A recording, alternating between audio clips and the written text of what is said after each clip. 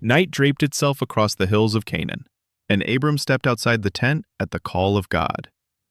The desert sky was clear, each star a burning pin of light against the velvet dark. He lifted his face, eyes widening as countless constellations spilled across the heavens. The voice of God broke the silence. Look up at the sky and count the stars. If indeed you can count them, so shall your offspring be. It was a vision both dazzling and impossible. Abram was old. Sarai was old.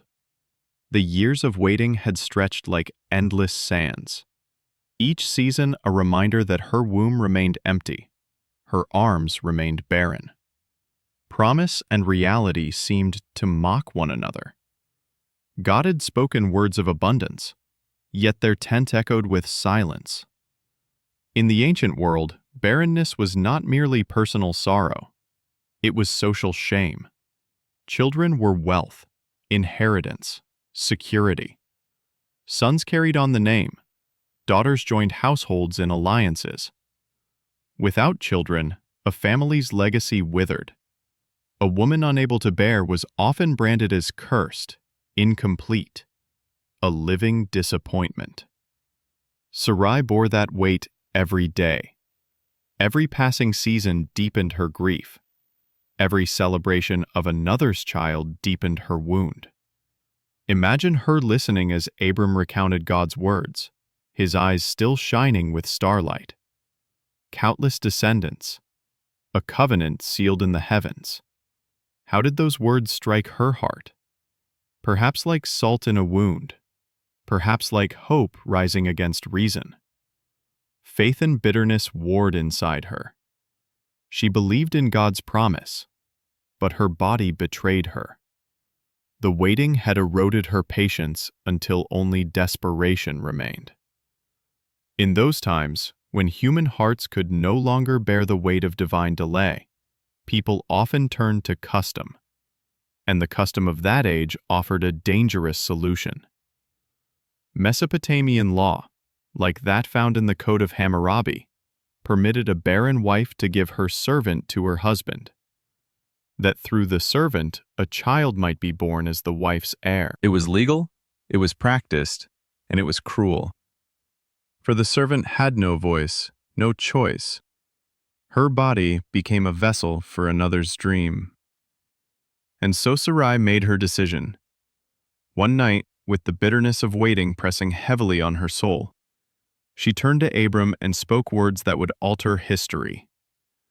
"The Lord has kept me from bearing children. Go in to my servant.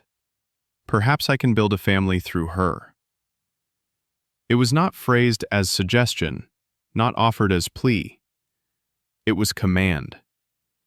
Sarai, desperate, invoked the law of her day. Abram, weary from waiting, obeyed. And Hagar, the Egyptian, became the pawn. Her voice did not matter. She could not refuse. Her body was given, her destiny commandeered. What Sarai thought would be her solution was in truth the beginning of a wound that would split open generations to come.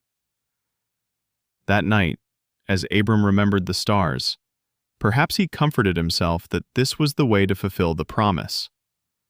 After all, had not God said his offspring would be countless?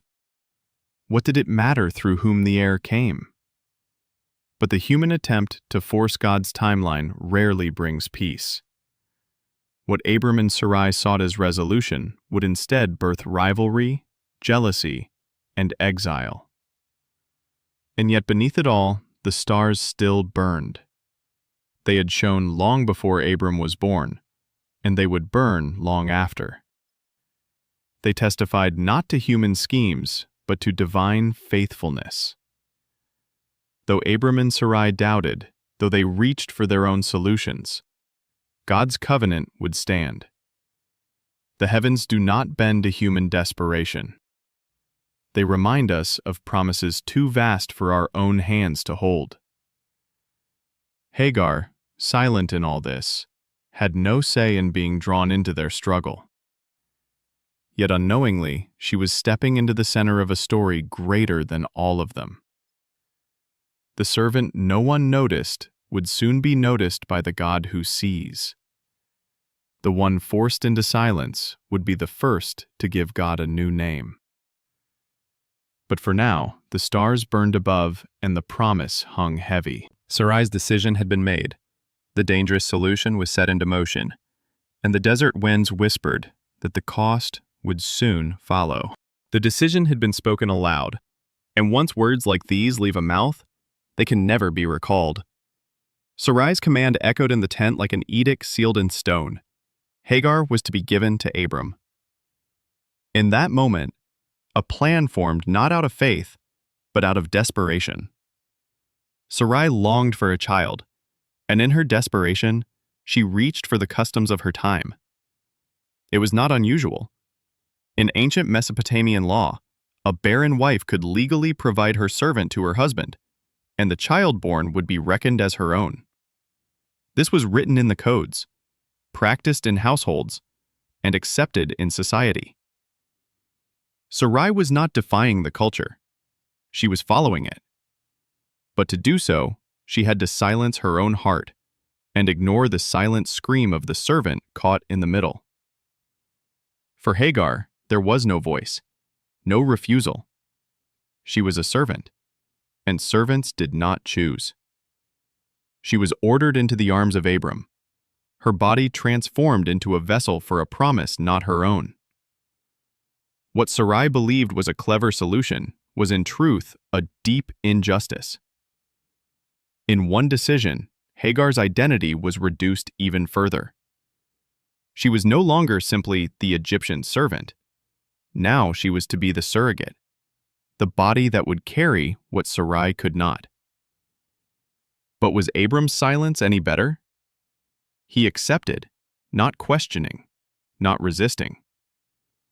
Perhaps he believed this was God's will, a way to resolve the endless waiting. Perhaps he saw no other choice. And yet, in his acceptance, he failed to protect the woman under his care, the one entrusted to his household. Abram, the man of covenant, the one chosen by God, faltered in his responsibility toward the vulnerable. He allowed a solution that brought peace neither to his household nor to his heart. This moment reminds us of a truth as old as humanity. When people grow weary of waiting for God, they often turn to their own devices. And those devices, though legal, though accepted, often leave wounds that bleed for generations. Sarai's desperation, Abram's silence. Meta. Sex.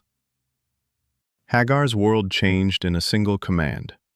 She had been a servant, invisible and overlooked. Now she was a servant still, but a servant carrying the seed of promise. That shift tilted the household, for Sarai's desperation would soon give way to envy, and envy would give way to cruelty. What was meant to be a solution became the spark of a conflict that would stretch across deserts, across generations, across history itself. Yet, within this dangerous solution lay something no one in that tent could have anticipated. God does not abandon the powerless. Though Hagar had been silenced by human command, heaven was already preparing to speak her name. Though Abram and Sarai were fumbling to grasp control of promise, God was weaving a story in which even the oppressed servant would encounter his gaze. This chapter of sorrow and misuse becomes the doorway to revelation. The very injustice committed against Hagar will become the moment where God reveals himself as El Roi, the God who sees.